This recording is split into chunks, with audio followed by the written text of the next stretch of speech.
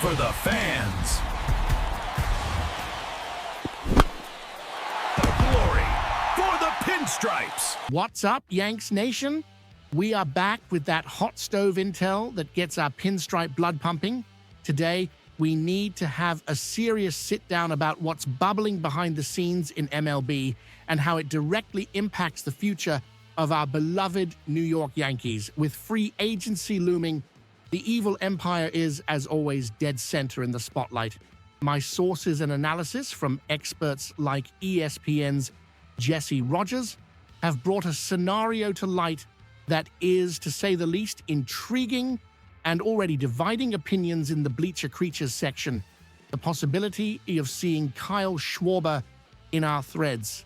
Let's cut straight to the chase and analyze this coldly, because as die-hard fans, we know not everything that glitters is gold, but some signings might be exactly what we need to bring ring number 28 home to the Bronx. The news that shook up Wednesday morning puts Kyle Schwarber directly on our radar. We are talking about a hitter who, at 35 years old, is showing zero signs of slowing down when it comes to raw power.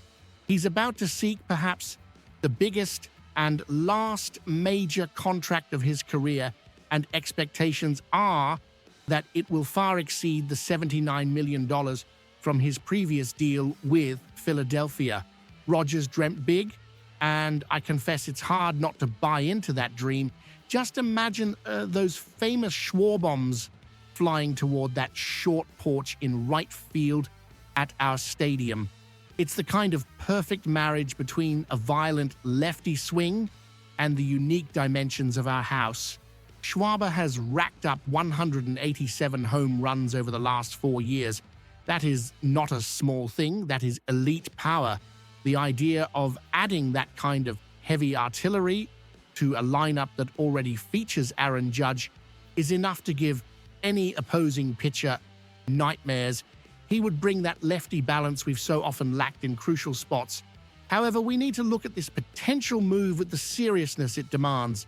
The market is going to be fierce. The Phillies are desperate to keep him, because how do you replace nearly 200 homers in 4 seasons? You don't do it easily, but we are the New York Yankees. When we want someone, we have the financial muscle and the allure of the heaviest jersey in baseball to make it happen. The price tag will be hefty, no doubt, but the return in immediate offensive production might justify the investment. We are talking about a guy who knows how to handle pressure, who has already shined on big stages, and who could absolutely feed off the insane energy of our Bronx crowds. The image of him mashing a moonshot during a cold October night in New York is something that definitely stirs the imagination of any of us. But as I always say here on the channel, we need to analyze the fit beyond the dream, look at the reality of our current roster, and understand if this piece, as shiny as it is, truly completes our puzzle or just creates a new problem for us to solve down the road. Now, let's dig deeper into the tactical analysis, because this is where the situation gets complex for our general manager. Bringing in Schwarber raises immediate red flags about our defensive flexibility. We already have Giancarlo Stanton occupying the designated hitter spot most of the time.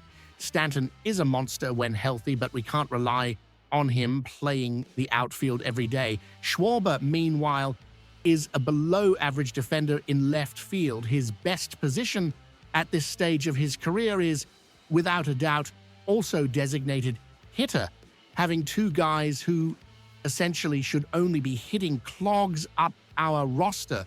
Putting Schwarber in the vast, treacherous left field of Yankee Stadium could cost us precious runs on defense, something we've suffered from in the past. Furthermore, we have young talent like Ben Rice knocking on the door at first base. Bringing in an expensive veteran could block the necessary development of these kids. Does the offensive firepower outweigh the defensive headache? That's a question the front office needs to answer with surgical precision. We cannot forget the Cody Bellinger factor. According to the data we have, Bellinger had a solid year with us in 2025, registering a 5.0 WAR in 152 games. He was especially lethal playing at home with a 909 OPS at Yankee Stadium. Compared to .715 on the road, these numbers show he adapted well to the pressure of the Bronx. If he walks in free agency, which is a real possibility given the inflated market, it will open a significant hole in both our defense and offense. Bellinger offered us versatility, able to play the outfield and first base with gold glove quality. Replacing him with Schwarber is swapping defense for pure power, a risky bet.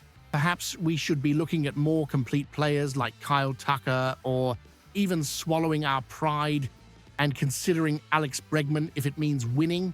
And we can't ignore our rotation and bullpen. Names like Framber Valdez and Edwin Diaz will also be available and could be vital.